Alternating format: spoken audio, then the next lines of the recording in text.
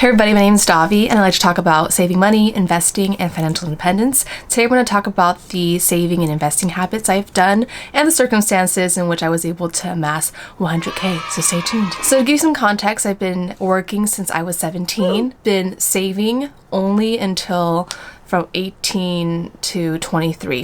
And then I started investing at age 23 in 2019. So the first thing I want to talk about was privileges. I don't think enough people talk about privileges in the financial community because it's like kind of omitting a lot of the factors in which you were able to gain wealth. But I really want to put it out there and be transparent that I had a lot of privileges growing up. My parents were still together. I was able to get a free Toyota Corolla car. I got financial aid growing up, so I came out of school debt free. So there was a lot of privileges I had. I got $5,000 from my grandpa when he passed, and I am able to stay home and pay only $300 in rent with my family. I also want to make sure that there are things we do have control of, so the rest of the tips and strategies are things that I had control of. One of the biggest things is to increase your income. This is really important because there's not really a cap in how much you can get paid a year.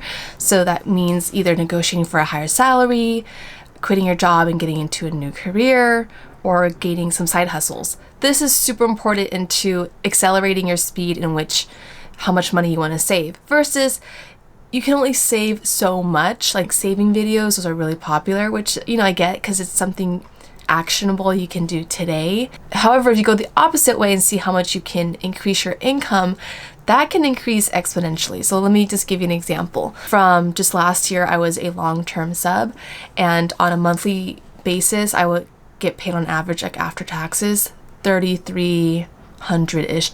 Applied to a full-time teacher. Now, as a teacher with salary, every month after taxes, I get about $4,200. So that's a $900 difference, and that is a 27% increase in my salary. So switching jobs, even in the same career as a long-term sub versus a full-time teacher, was chef's kiss. So for you, that might be changing careers. I mean, right now we are in a great resignation, so this is a great time. One of my friends, she went from working like a $17 job as an IT where they were taking advantage of her to the point where like they also asked her to wash the dishes in the kitchen. So anyway, she said F that, quit her job, and then now she's making about $30 an hour in a governmental IT job.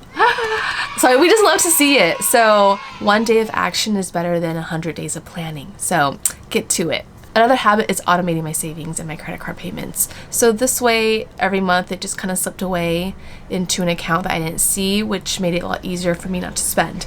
Okay, next habit is really similar, but it's automating your investments. So every month I automate $1,000 to my Fidelity brokerage account. I switched from Vanguard to Fidelity. I'll explain why in another video. This is really effective in investing because it's called dollar cost averaging. You basically invest every week, every 2 weeks, or every month, and you invest the same amount no matter how much the stock costs. Because a lot of times what a lot of newbies do, or emotional people do, is that they wait, or they want to wait until a stock drops and then they'll put their money in. But that can take several weeks or several months, and by the time it does drop and one person does invest in it, they've lost so much time for their stock to grow. So it's really counterintuitive and takes a lot more work. That's why I'm not into day trading. I wouldn't even consider it. So anyway, automate and dollar cost average your investments. This year I got a retroactive paycheck for teachers because we're working during a pandemic. It was about $700. So my rule of thumb is 20% I spend it for fun money, and then 80% I save or invest it, typically invest it. So that's a plan you should create for any random beautiful extra sum of money you get. One of the strategies that kind of out of my hands is compound interest. I've been investing since December 2019, so it's been about 2 years. If you know about exponential growth, if you see a chart, in the beginning there's very little growth because you're just getting started. However, at some point your money starts taking off in compound interest. So your money, I'm starting to see the benefits very slowly, so that's been helping me out a lot. I'll show you guys like the percentage of compound interest I've made right here.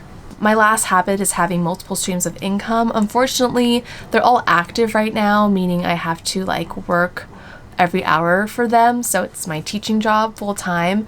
And then this year on and off, I was like delivering. So my rule of thumb is to try to increase my income is take 10% of how much I make a month for my regular job, which is about $4,000. So I want to try to make, my goal is $400 extra a month, like for my side hustle. So like it could be Postmates, it could be Instacart. I'm thinking of making, I have a side hustle series. Okay, I did like Postmates, flipping furniture. So I think my next one, I think for fun, is to do Instacart and maybe even walk dogs. So let me know if you're interested in that. One, financial goals and hitting 100K. So do I feel all that different? Not really. Like I'm still working a lot, so it's just a really cool milestone and I'm super happy I made it. I'm just gonna continue and see where this investing journey takes me. Thanks for watching. I hope you have a great day. Bye.